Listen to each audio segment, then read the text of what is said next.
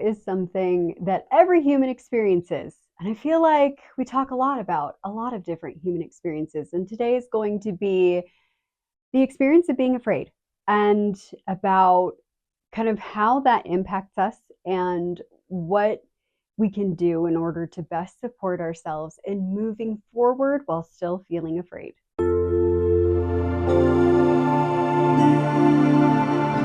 Hello, fabulous. I hope today is treating you kindly. We have a very special guest today. This is Jake, my Chihuahua dog. He is requiring his emotional support human today and is not appreciating that I was not participating in the normal, usual morning activities. So here we are participating with mommy while we record. So welcome, special guest. He's a huge fan of participation in all the things. Anyway, today we're going to talk about what you would do if you weren't afraid. Like, what would be different about your life if you responded from a place of knowing or noticing that maybe something scares you and deciding to be incredibly brave and courageous and do the thing anyway. Before we get started, though, as per usual, if you haven't done so already, please like, subscribe, and ring the notification bell so you can stay up to date on all my latest content. This is for you by request, so I'm always open to suggestions. So leave a comment below. Let me know how you're doing. Let me know how this helps you, and let me know what else you need for support. So let's talk about this, what we would do if we weren't afraid. And it's interesting, actually, and kind of ironic and really actually beautiful that Jake is participating with us today because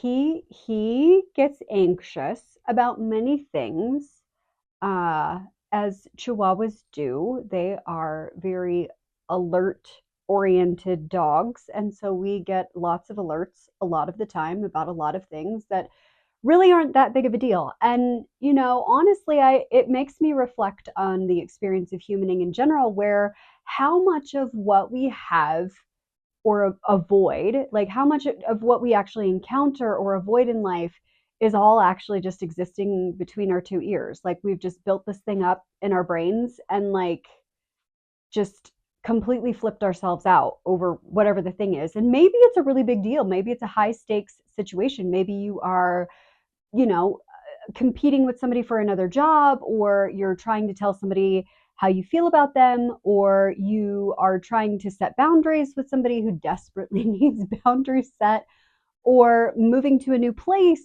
or whatever the thing is, like embarking on your latest journey. And all of that can be scary because we don't know what's coming. We don't know what's around the bend. It could be a tiger, it could be anything. And our brains, bless, their job is to keep us alive. And the primitive nature of some of our wiring tells us that we must avoid at all costs anything that is risky, perceived as dangerous, could put us in any kind of situation where we don't know how to respond. But here's the thing, you have responded already with a 100% track record of surviving all the things. Like, literally, you've made it through every single thing that you've ever encountered, ever, to this moment, successfully, as evidenced by the fact that you're sitting here watching this. So, first of all, well done, you. Let's just take a moment to acknowledge how awesome that is, how you've already experienced so many things, for better or worse, good, bad, and indifferent. And here you are, participating in life, having overcome whatever life has thrown at you. So that right there gives me confidence that you are fully equipped to be able to figure out whatever comes your way next. And let's just take a moment to acknowledge what fear actually is. It's simply just, oh my God, this is new, this is different. Oh, good, we're going to lie down, or we were going to lie down, sorry. Anyway, this is new, this is different, I'm not sure what to do with this. Is this going to be a problem? And the knee-jerk response is, if it's new, it must be dangerous, it must be scary, right? And so that's normal. It's totally fine. It's how you're hardwired. The thing is, you get to choose. You get to choose. So when something feels big and scary, that's just your brain trying to keep you safe and just acknowledging that piece. Like, hey, brain, thank you for letting me know that this is a unique experience for me and it could potentially present some challenge that maybe I will or will not know how to cope with. Yes, you're so cute. But I have faith in myself. Thank you for reminding me to have faith in myself and my track record and what I've already accomplished so far. So let's just take a moment to think about an experience that you are either preparing for or that has presented itself recently that terrifies the shit out of you, which it's okay to be afraid. It's okay to be afraid and do whatever the thing is anyway, right? And it's okay to have reservations. It's okay to think it through. It's okay to have whatever's going on in your thought processes. It's totally okay. So let's just embody that experience right now, whatever the thing is. Okay. And I want you to just feel where you notice the fear in your body. Close your eyes, really get inside your body and just notice. Okay. Really think about the experience of whatever the thing is. Just sit with that feeling for a minute. Just notice wherever it's landing in your body, just notice. Okay. And we're going to do our 90 seconds of noticing. I'm actually going to time us here. We're going to just do our 90 seconds of noticing because it only takes 90 seconds for whatever the chemistry is to wash through our body.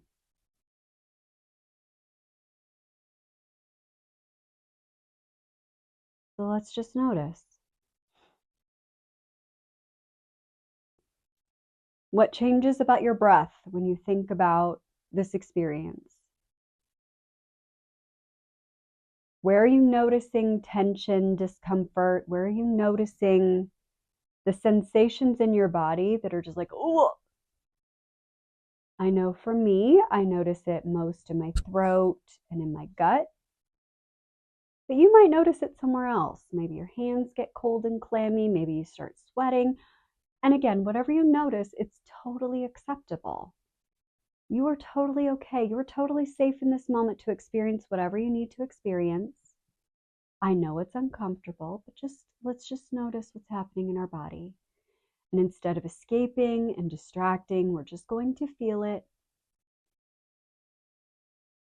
Just sit here and feel it. I know it's hard, but you're doing a great job. Take some deep breaths. Allow the sensation of being afraid to just wash its way through you. Allow that chemistry to just continue to move through your body. Notice how the sensations change.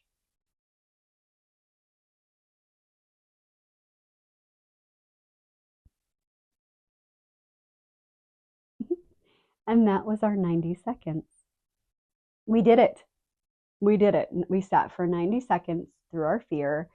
And if you're still kind of allowing that to wash through your body, that's totally okay. Maybe it's a big, huge thing that you've got going on. Maybe it's a massive life change. Maybe it's something that you are uncomfortable with to begin with. Maybe it's some kind of situation where you're being presented with a phobia or something along those lines. I'm not going to belittle whatever your thing is. It's totally okay to be afraid of whatever you're afraid of. It's totally fine. No judgment. It's fine. Just, it's okay for you to be where you are. So notice as you've done this experience, and you're welcome to repeat as often as you need, notice when your body has the opportunity to settle in to what it's experiencing and just allow that cascade of chemistry of that emotional response to flush through the body, it tends to be less severe. It tends to like have that blip of, oh my God, oh my God, oh my God. And then it kind of dissipates down after you hit that peak. And I will say that it only takes about 20 seconds of outrageous, outlandish bravery in order to just do the thing, whatever the thing is. So like maybe you need to make an important phone call and you are, psyching yourself up and then psyching yourself out. Literally have the number ready on your dial pad and get crazy courageous for 20 seconds, click that button. And at that point, you've got to commit and follow through and just breathe. It's going to be okay. It's going to be okay. You have a 100% track record of being able to successfully overcome all the things. Also, when you're afraid, you can repeat the exercise that we just did, where you just allow yourself to just feel whatever the thing is, allow it to wash through you, and just allow some of that emotional response, some of that energetic charge to just be released naturally as your body already knows how to do. We don't spend enough time in our bodies, or at least I certainly don't. I'm working on it. And just allowing it to do what it is designed to do without the disruption of the chatter in the brain, it really helps to kind of calm everything down and just make the experience of whatever the distress is significantly less so. And then also, I'd like to invite you to entertain what's on the other side of that fear. So let's say that you want a new role, a new job, a new house or living situation or whatever, a new relationship. So it's going to require you to do some things that are outside of your comfort zone. You're probably going to have to talk to people that you either find intimidating or it feels like it's going to be a high risk conversation. Excuse me a sec. Feels like it's going to be a high risk conversation for whatever the reason is. Okay. So I would like to invite you to think about, instead of the high risk conversation itself, even if it's not technically high risk, maybe it's only perceived, and that's okay. It doesn't matter. Let's think about what's on the other side of that conversation. What's on the other side? Is the other side a new job, a new relationship of some variety, a new opportunity to go have an adventure, maybe live somewhere else, and whatever the thing is? Like, what's on the other side? And how does that feel when you think about what's on the other side of this potentially challenging conversation? What do you notice in your body? Again, let's have that experience. Let's get comfy, close those eyes. We've finished this conversation. We're on the other side of the thing that makes us feel afraid. What do we feel now? What do you feel? Where do you notice it in your body? For myself personally, I notice there's a lot less tension. There's a sense of like deep relief. There is a little bit of like exhaustion, I guess is the best way to think about it, especially if you're like hyped up about a thing for a long time and you've built it up in your mind and you're just feeling super tense. And when all of that relaxes and releases, then your body is like, oh my God, I did not know how much tension I was carrying until I just released all of it. So just notice, how does it feel on the other side of this conversation? That piece is complete. Now let's experience the sensation and the emotional response. Let's embody the experience of what happens because you're so brave. The other side of fear, conversation's done. Let's say that whatever our endeavor was successful. And now we get to experience the reward that was waiting on the other side of fear, whatever that is: new job, new relationship, new place to live, new adventure, new experience, whatever it is. Other side of fear. And we are experiencing that amazing sensation of having got what we were afraid to do, but we did it anyway. Now, if you cannot embody this because maybe you've not had this experience or you can't get there in this moment, think of a time, it could be high stakes, low stakes, where you've had this experience where you did something and it felt a little bit uncomfortable, and then you were on the other side. And what do you remember about that experience? What do you remember about being able to achieve the thing that you were once afraid to do? How does that feel? Just revel in your victory for a hot minute. There is dog hair and fruit flies all over my recording space. I'm sorry, I'm super distracted. How does it feel to exist in a space where you're on the other side and you've achieved what once terrified you? How does it feel? A lightness, a brightness, a sense of accomplishment, maybe some pride in yourself. Those are all beautiful things to experience. Maybe you feel like your back can be a little straighter, you can stand a little taller, sit a little taller, feel like you've done the hard things. You've done all the hard things. Notice how that feels. And when you're ready, come back.